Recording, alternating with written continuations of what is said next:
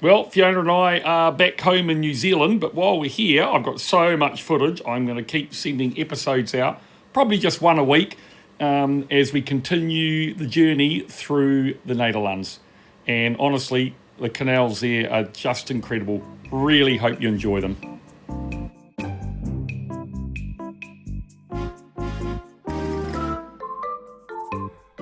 Monday the 28th of July.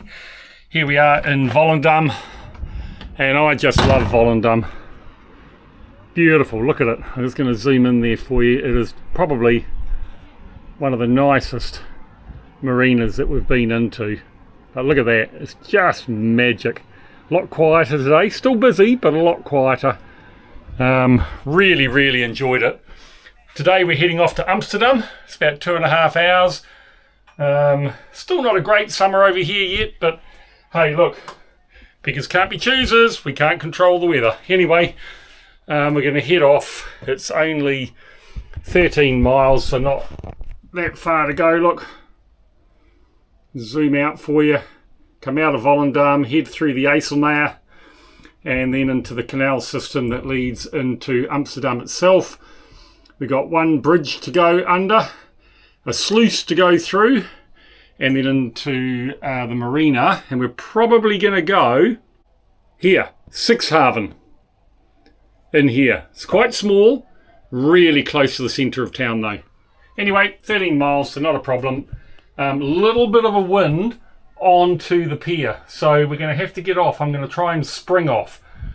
So we'll take the stern line off first, then the midship line, and then use the bow line just to try and spring off the dock and back out, turn around. Anyway, let's go. Alright, so this was a massive learning curve for me because the wind picked up considerably. We had about 10 to 15 knots blowing us onto the pier, and I've just, over the last year and a half, had absolutely no experience in springing off. Luckily, the guy behind us in his boat saw that we were having trouble, and he came down onto the pier to help us. So basically turned up with a massive ball fender, and he just held that between the boat and the dock, and he got me to have port tiller on, which effectively held the boat against the pier once the stern and midships line had been released. So here we are, just once the line's tight, we're able to just sit the boat on the side. Now I had full port tiller. All I had to, you can see it starting to happen here. With idle forward on, I still just very slowly rotated the tiller to starboard. The minute you took it off full port, the tail of the boat, the stern of the boat, just started coming out, which you can see happening here. And honestly, look, it's so controlled when you do it like this. But I'd never done it. I just haven't come across conditions where I've had a strong wind onto the pier. The trickiest thing is keeping the ball in the right place. And if you're on the boat trying to do this, it's not easy to keep the bow from touching the pier. You can see the other chap there too. They helped us as well. We got the line out and then we're backing up. So just again, really simply, to hold the boat on the pier with the wind blowing you on, we went forward idle, left tiller. Once we had the stern line and the midships lines off, just very slowly started turning the tiller to the starboard. The minute we did that, the tail of the boat starts coming out. You've still got forward idle on. So because it's held on, the tail of the boat has to go around the minute you start getting any starboard movement of the rudder. So, hey, I learned so much there, and it's going to be a big asset.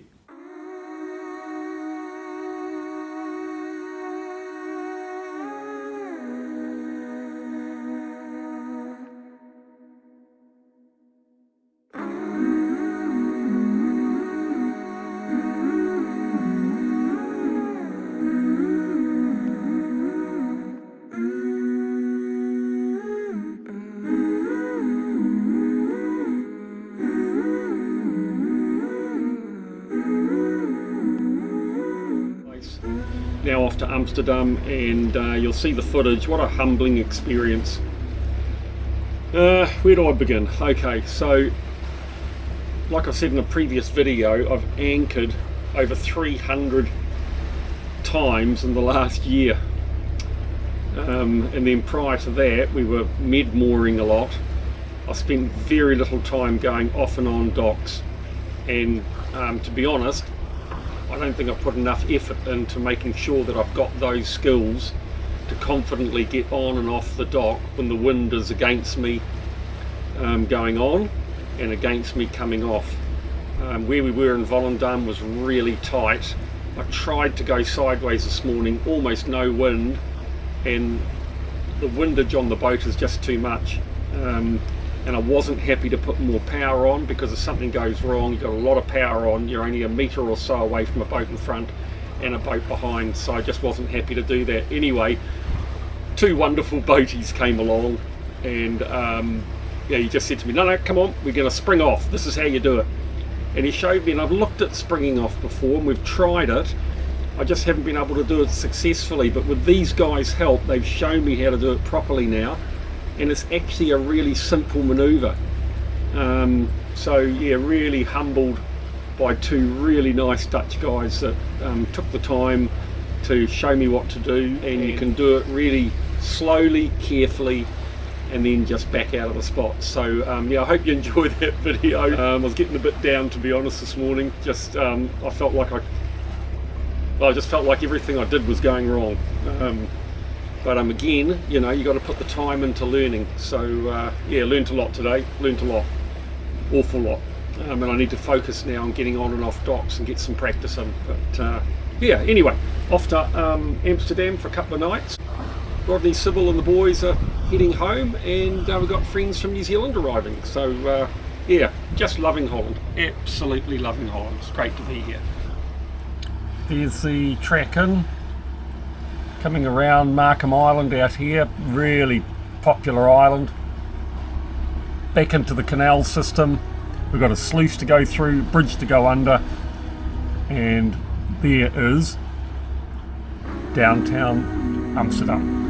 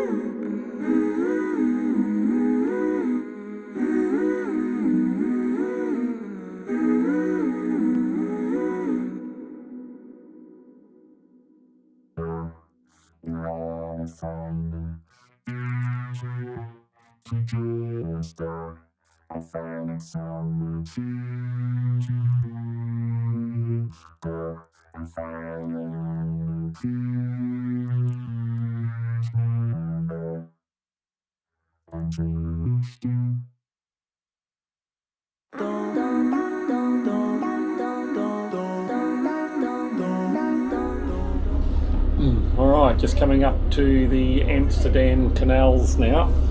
Commercial traffic starting to get a little bit busier. You saw that barge overtake us. There's Amsterdam ahead.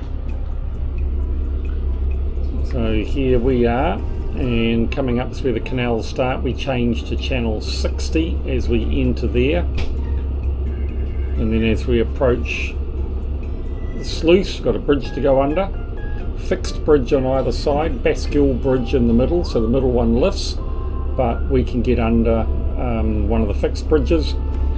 And then we're off to the sluice. We change to channel 4. We go through the northern sluice, which is this one on the right hand side. That's for the pleasure boats. And we carry on up the channel. Once we get past this line here, we go to channel, sorry, back there was channel 18. Channel 18, we go to channel 4 once we're up here for the run into Amsterdam itself. And there's the marina. So you're going to get pretty busy from here on in, I would think. Right, so here we are approaching the sluice, and as I said earlier, this one has a pleasure craft lock system. So off to the left there, if you're a commercial boat, you carry on, but the pleasure craft, we're ushered in off to the right, and at the moment they're just bringing boats through from the other side, and then they will open up to take us through. So much easier when you don't have to deal with the commercial boats. Here comes Sybil. Sybil's pretty good on the bow these days. She gets the lines ready and gets us tied off to the waiting pier nicely. The amazing thing is that often when you go into a lock, the water level may only change by 200-300 millimetres, sometimes not even that. And you think, well, why would you even bother? Why don't you just leave the locks open? But what they're doing is controlling the level of the water over a massive area. So even though it's only 200 or 300 mil, by the time you've gone through 3 or 4 sluices, locks, it's a metre. And they each do their part. So it's quite quick doing the turnarounds, but also they're able to micromanage the level of the water over a very, very wide area. It's very clever. So there we are, all the little boats coming out. This is the northern side sluice. Quite a few. You can only imagine what it's like on a Sunday. Anyway, yeah, they'll all come out, and then the guy in front of us will head off and we'll just follow around. There is a big barge sitting right behind us on the left-hand side, on our port side. Oh no, he'll be going out and through the other one. I love this. I love it where they have commercial in one, pleasure boat in another. Absolutely magic. Takes all the worry out of it.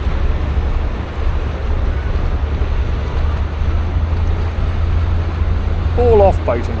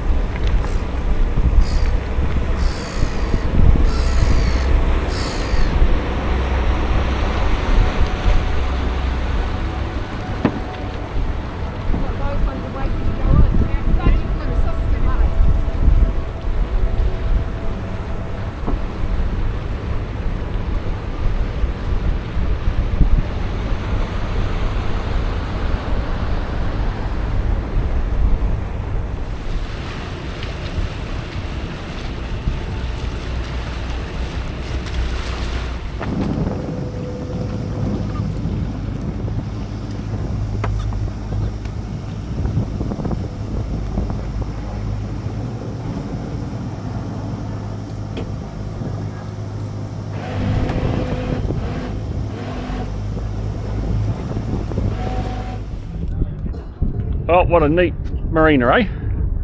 Here we are in the middle of Amsterdam. The massive Virgin cruise liner went out. Didn't get that on video, sorry, but Mrs. R did, Sweetie did, so we'll put that up. Nice place, and now we are off out to dinner. Right, here's the ferry arriving from the central station. It's about a 15-minute run down there, free to everybody. Although, like Ron said to me, one of the followers yesterday I met up with, they pay for it with their taxes. So it's not really free, is it? So when you're paying your tourist tax and things like that, it's actually providing this kind of thing, which I reckon is pretty cool. Anyway, everybody seems to know when the ferry's going to arrive, because there's almost nobody here when we got here. But now look, tons of people. Here we go. Everybody stands aside nicely. There we go, look. Start your engines. And away they go. Look at that. So that's cute, because that is considered a cycle. A broom seat. So a cycle with a bicycle with a motor. Yeah, bicycle with a motor. So it's allowed on the pedestrian and cycle ferry. So you need to go this way. So here we are coming off the Central Railway Station. It's also the Central Ferry Station. It's the main pedestrian way, and it's the Central Bus Station. There's a bus coming in up the top there. So bottom floor bikes and pedestrians, first floor buses, and further over trains. Everybody comes to the same spot. Very central. So this is downtown Amsterdam as you get, Switty. It is, eh? Here's the canal over here. Bikes left, right and centre. Oh my god. Don't know whether to dodge a bike, a pedestrian or both. Anyway, no surprise really. There is a canal boat. Oh, and another one, and another one, and another one, and another one. And look at these. Look at these.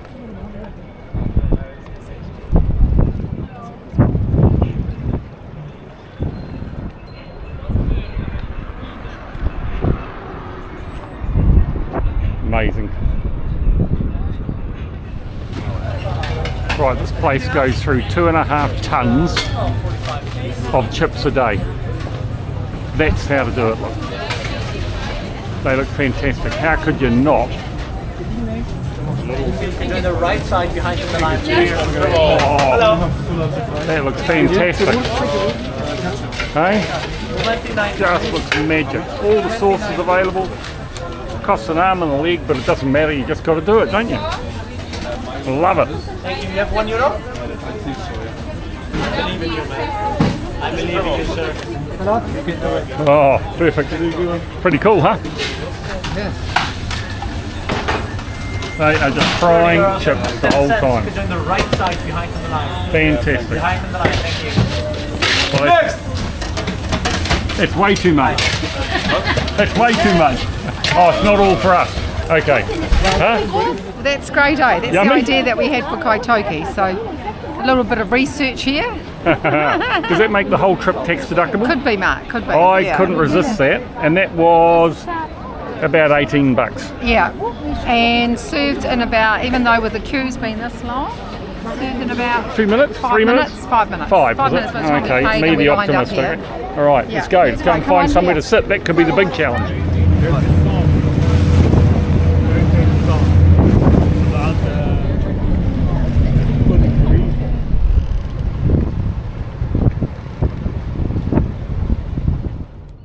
Good morning, 31st of July. Oh, tomorrow, 1st of August. We're going home that month, so that's exciting. Nice morning here in Amsterdam. The wind has died off a bit. It was a bit breezy yesterday, probably got up to 20 knots. Lots of traffic going by. It's always interesting seeing what's going up and down the canal, man-made canal out to the North Sea. So today we are off to Haarlem.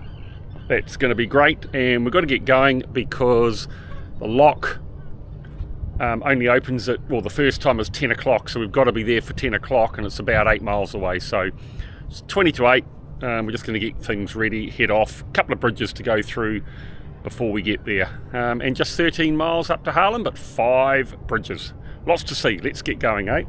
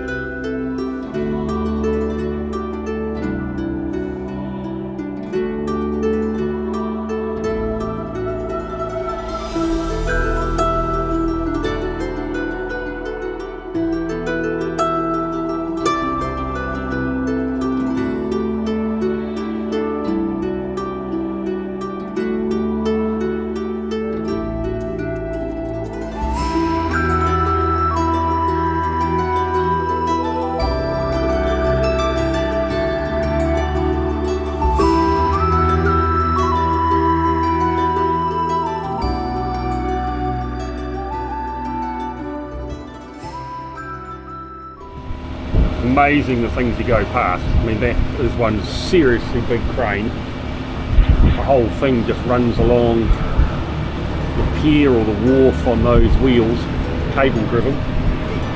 It's amazing. Lifting containers.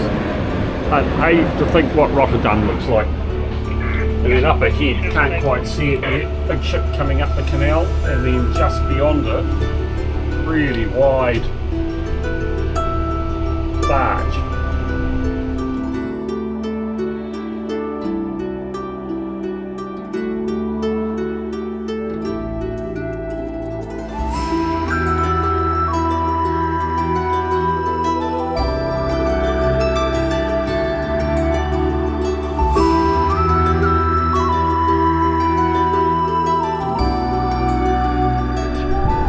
And it's really weird because we got told last night by the lady we needed to be at the sluice, which is only about a mile that way, at 10 o'clock.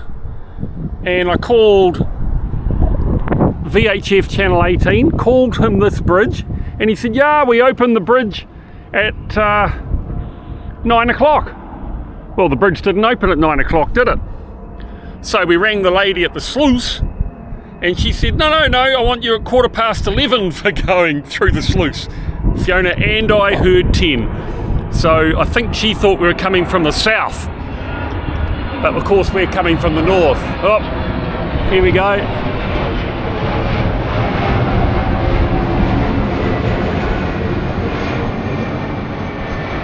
Plane after plane after plane arriving in Amsterdam. Anyway, we finally got hold of the guy and he said 5 to 10 this bridge will go up, and so 11:15's perfect down the other end. So we're tied up.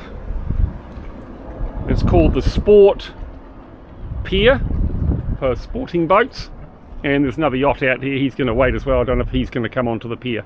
Anyway, a little bit of time to take a breather before we go through the first of 5 bridges.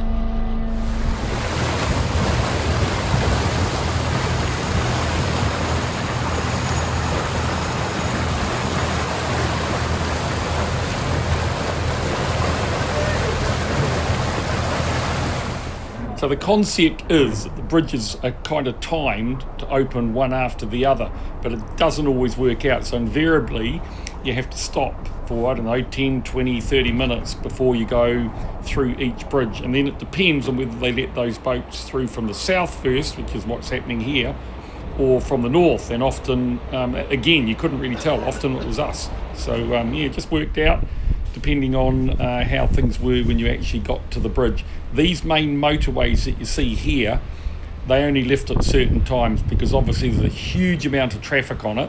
There's a lot of resistance to the bridges being lifted. So invariably, it's only twice a day. So you've got to get your timing right there. And now we're approaching the sluice. So we had to tie off before that. We got there at about 11:15, and it was 11:15 they opened it up.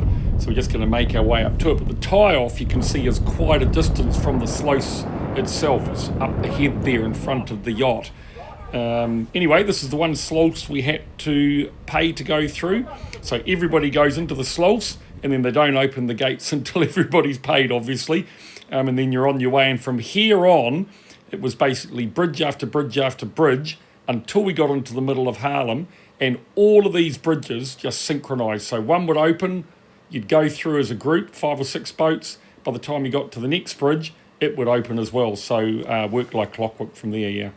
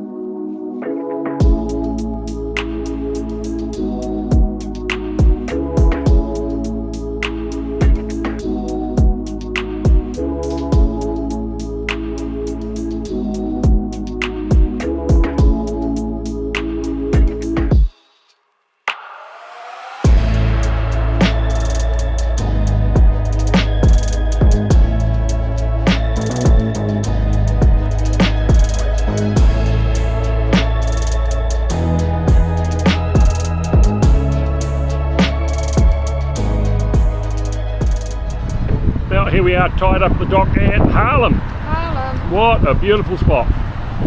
Absolutely magic. I'm not going to turn around because you get the wind noise. Anyway, hopefully tomorrow the weather's better. Haarlem is certainly a very nice town, city. Restaurants everywhere, of course. Lots of food. Bikes are everywhere. Everywhere you go there are bikes. Every shape, every type, and every age. So cool to see. Oh, we've got a flat ground, so it makes it easy, doesn't it? Great shopping, wow. Ah, that's a good coffee. And where are you from originally? Germany. So here we are. Mark's left me just with the shopping here by these bikes that are not ours. And he's gone down to the parking garage just to see what the cost of the parking is down there, because we get Rodney's car back tomorrow. And what is it? Maximum €35 a day. Oh, nice. Excellente. Okay. And then that is where the canal is, so that could be a possibility for parking Rodney's car tomorrow. That's good. So we've done a little bit of some whatever you call it, a recce, that's it. Right, we're just going across here, got to watch for bikes. Oh, Marky, there's a bike coming here. I'm looking for a car is coming there, a bike is going there, and we're now safely across here. Okay. If you want to do a canal cruise, you can do that over there. Mark's doing really well with shopping and carrying it all back. Oops. And we're just heading further down to our boat. And along here you can park your boats. It's a great system. There is one big barge, and pretty heavily laden down too, going down a small canal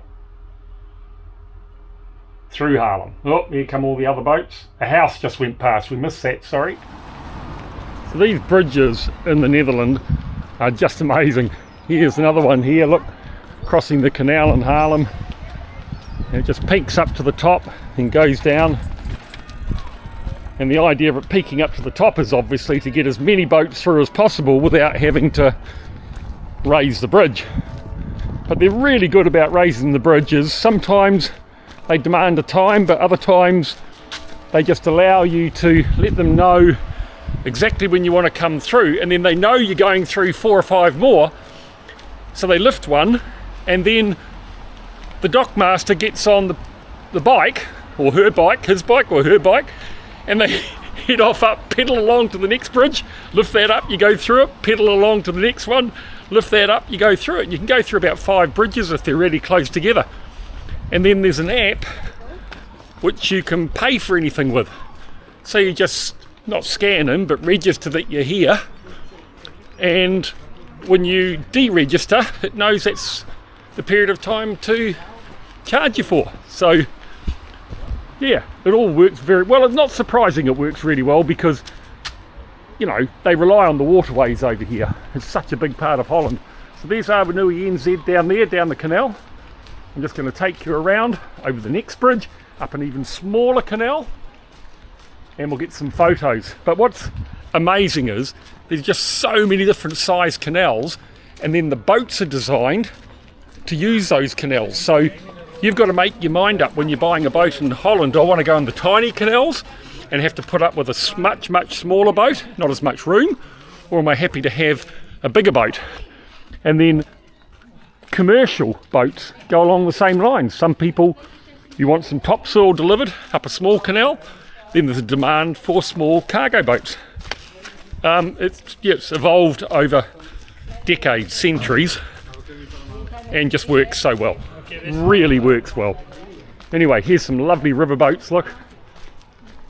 It's just starting to rain a little bit. Don't mind at all, it's quite nice, a little bit of rain.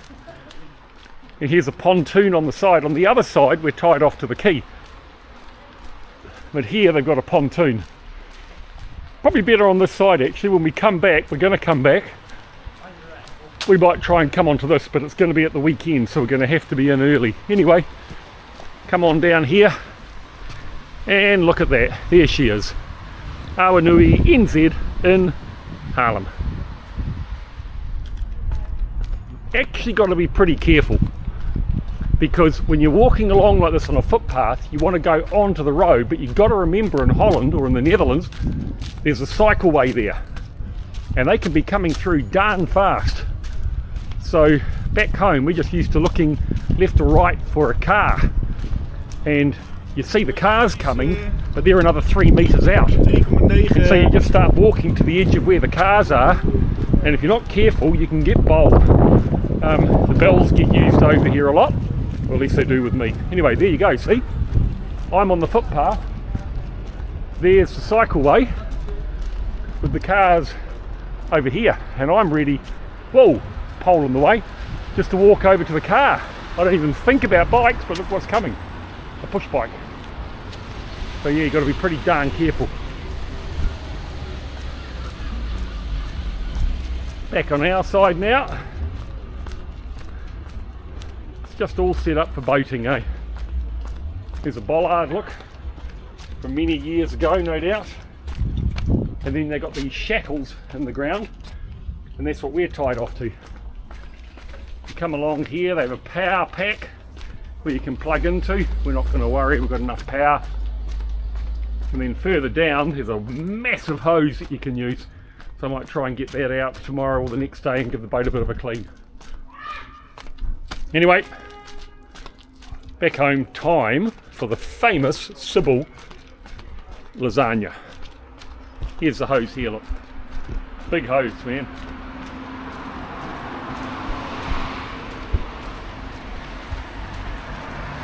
It's been a good day. It's been a fun day. We've met neat people. Another day comes to an end.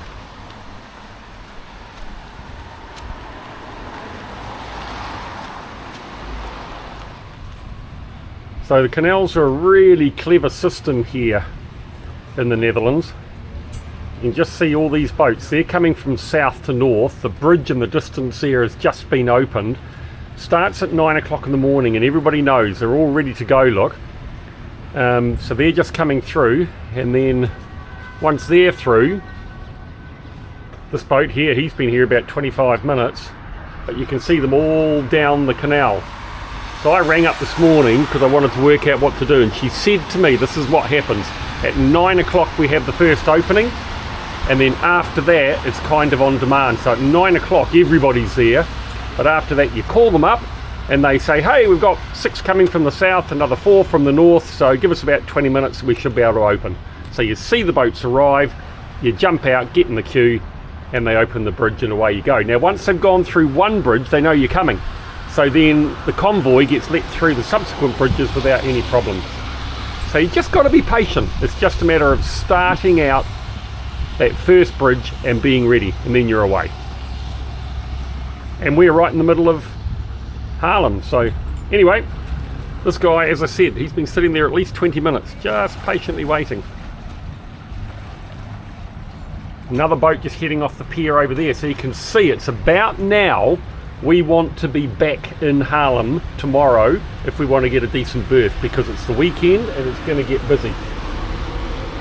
So we're off to a lake today, and we're going to moor up outside a restaurant in that lake, and then tomorrow morning early we're going to set off so that we get back here and make sure that we can get a berth, hopefully on that side over there, because on that side they've got water and I want to give the boat a wash before the new guests arrive. Anyway, we'll just show you some footage of all these boats going through, because there are lots. Another unusual boat, almost looks like an old sailing barge converted into a trawler, but don't think so. Love it.